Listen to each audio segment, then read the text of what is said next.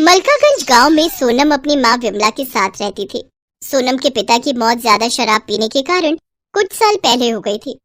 अपने पति के जाने के बाद विमला ही अपनी बेटी सोनम का ध्यान रखती थी। वो अपने खेत में थोड़ी बहुत सब्जियां उगाकर उन्हें ठेले में ले जाकर गली गली बेचा करती थी, जिससे उनके घर का गुजारा चलता था। आइए आइए, हरी सब्जियां ले जाइए, दूर भगाए सभी बीमारी, ऐसी है ये सब्जियां हमारी। अरे वाह, तुम्हारी सब्जियां तो बहुत ही हरी भरी और ताजा है भाई। अच्छा, ये पालक कैसे दिया?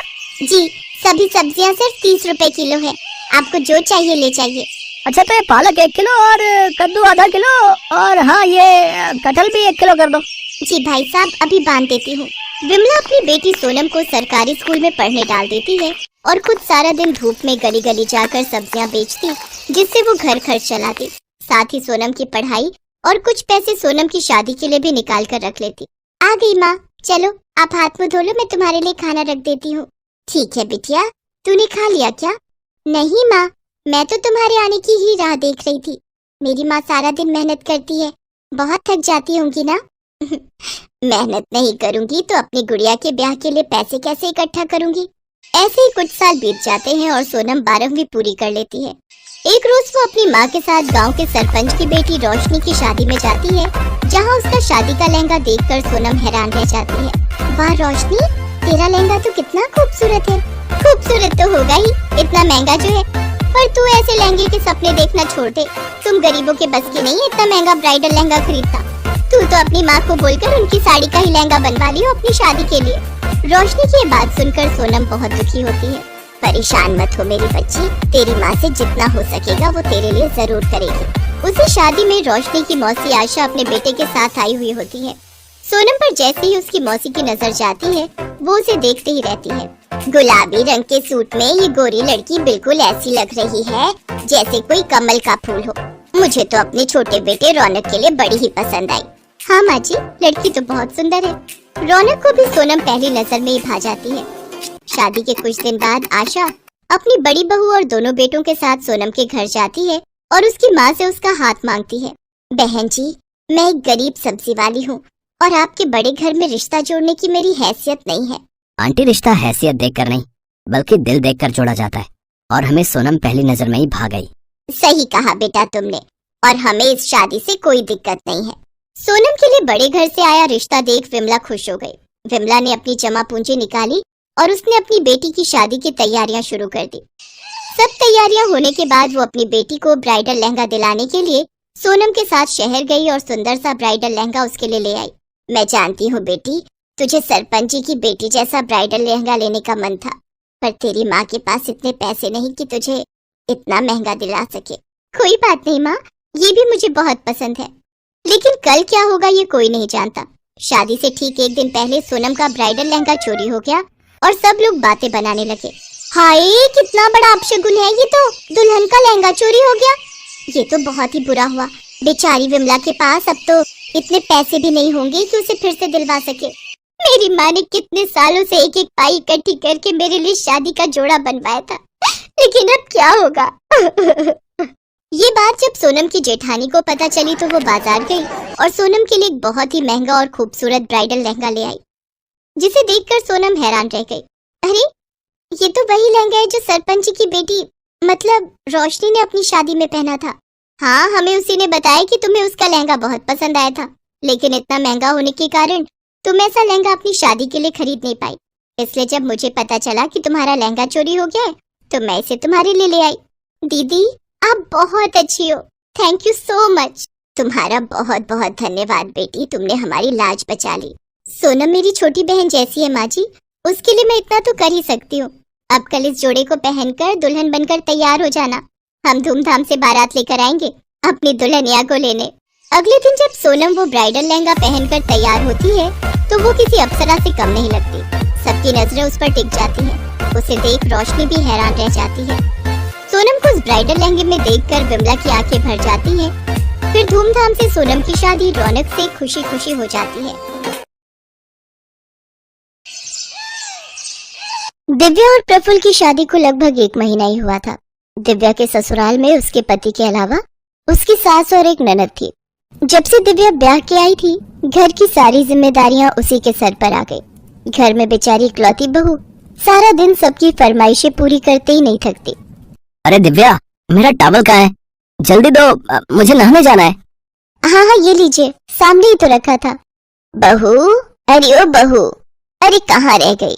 चाय आज ही मिल जाएगी या कल तक का इंतजार करूं? जी लाई, सारा दिन बस ये करो वो करो, ऐसा लगता है बहू नहीं कोई काम वाली लाए हैं जिससे बस सारा दिन काम करवाते रहो, सुबह से शाम तक बस उनकी फरमाइशें पूरी करते रहो।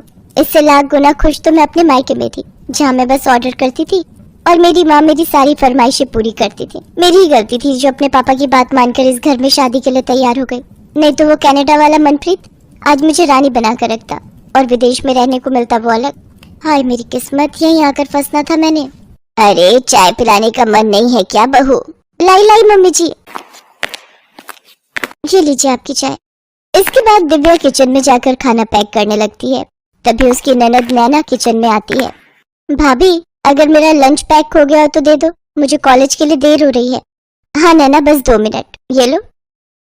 नैना टिफिन लेकर वहां से चली जाती है।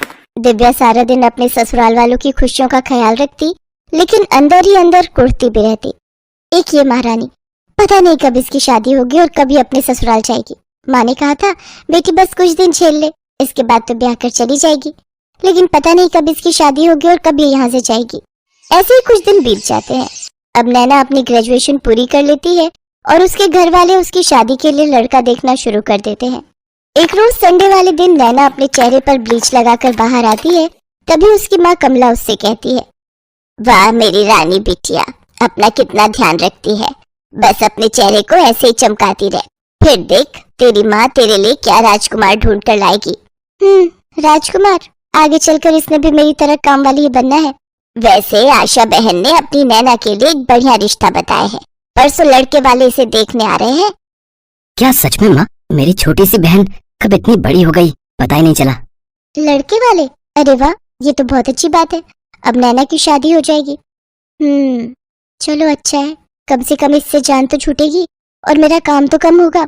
कुछ देर बाद नैना अपना चेहरा धोकर आती है तो उसके चेहरे पर लाल रंग के बड़े बड़े धब्बे उभर आते हैं।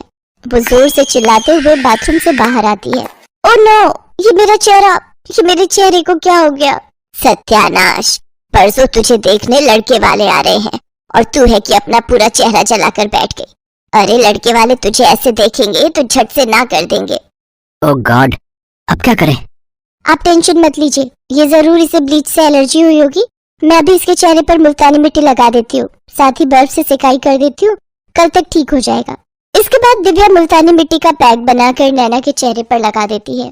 इसके बाद वो अपने कमरे में जाकर अपनी माँ को फोन करती है और कहती है, ओफो माँ, ये अच्छी बहू बनने का ड्रामा ना अब मुझसे और नहीं होता। और तुमने तो कहा था कि तेरी ननद शादी करके चली जाएगी तो फिर इस घर पर तेरा ही राज होगा, पर अब तो शादी को 4 महीने होने को आ गए, लेकिन ये तो अभी तक इसी घर में पड़ी है। और तो और अपना सारा मेकअप तक मैंने इसे देकर रखा है ताकि ये सुंदर दिखे और इसकी शादी हो। हाय मेरी नाजुक बच्ची को वहां जाकर कितना काम करना पड़ रहा है। तो चिंता मत कर, तेरी ननद की शादी हो जाएगी तो फिर तो तेरा ही तेरा राज है उस घर पर। अच्छा माँ, अब मैं फोन रखती हूँ और जरा देख कर आती हूँ उस महारानी का चेहरा ठीक हुआ भी या नहीं। दिव्या जाकर देखती है तो नैना का चेहरा पूरी तरह ठीक हो चुका होता है। थैंक यू भाभी, आपके हाथों में तो जादू है जादू। हाँ हाँ मेरी प्यारी ननद, अब तुम देखना मैं तुम्हें परसों कैसे तैयार करती हूँ। जब लड़के वाले आएंगे तो वो सब तुम्हें देखते ही रह जाएंगे। और आखिर वो दिन भी आ जाता है जिस दिन लड़के वाले नैना को देखने आते हैं। उस दिन दिव्या सुबह तड़के उठकर ही घर की साफ सफाई में लग जाती है। रामू, जल्दी से सभी पर्दे, बेडशीट और सोफा कवर, टेबल कवर बदल दो। और हाँ, इसके बाद सभी खिड़कियां दरवाजे अच्छे से साफ कर दीजिए और घर में एक भी जाला नहीं दिखना चाहिए। उसकी आवाज सुनकर सभी घर वाले भी उठ जाते। दिव्या, तुम इतनी सुबह सुबह क्यों उठ गई और ये कारखाने से रामू को क्यों बुला लिया? देखिए जी, आज मेरी इकलौती ननद को लड़के वाले देखने आ रहे हैं तो उनकी खातिरदारी में कोई कमी ना रह जाए, इसलिए रामू को भी अपनी हेल्प के लिए बुला लिया। और आज रामू किचन में भी मेरी मदद करेगा तो आज सारा दिन वो यहीं रहेगा। सचमुच बड़े ही भाग्यशाली हैं हम बहू जो तुम इस घर में आई। सच में भाभी, भाभी हो तो आपके जैसी। अरे नैना, तुम क्यों इतनी जल्दी उठ गई? तुम अपनी नींद पूरी लो, तभी तो फ्रेश रहोगी और तभी तो चेहरे पर रौनक आएगी। सारा काम मैं खुद देख लूंगी। सारा काम निपटाकर दिव्या नैना को अपनी अच्छी सी साड़ी पहनाकर और उसका मेकअप करके तैयार कर देती है। साथ ही उसे अच्छे से सब समझा देती है कि किस सवाल का क्या जवाब देना है। दिन के समय लड़के वाले आ जाते हैं। दिव्या उनके सामने खाना परोसते हुए कहती है, ये लीजिए, ये सब नैना दीदी ने अपने हाथों से बनाए हैं। बहुत ही टैलेंटेड है ये। सुबह 5 बजे से उठकर तैयारियों में लगी हुई थी। खाना तो क्या लाजवाब बनाती है। अब सचमुच खाना तो बहुत ही अच्छा बना है भाई। अच्छा नैना, अपने बारे में कुछ बताइए, आपको क्या पसंद है और क्या नहीं? इसके बाद नैना वही बोलती है जो दिव्या ने उसे कहा होता है। जी, जो मेरे मायके वालों को पसंद है वो हर चीज मुझे पसंद है, और शादी के बाद मेरे ससुराल वालों को जो पसंद होगा वही मेरी पसंद होगी। सचमुच क्या संस्कार है भाई। इसके बाद लड़के वाले रिश्ता पक्का करके चले जाते हैं। दिव्या अपने कमरे में जाकर अपनी माँ को फोन मिलाती है। मम्मी, फाइनली रिश्ता पक्का हो गया। हाश, सचमुच बड़ी संतुष्टि मिली आज। इसके बाद दिव्या अपने पंडित को पैसे देकर इसी महीने में मुहूर्त निकालने को कहती है। पंडित बिल्कुल वैसे ही करता है।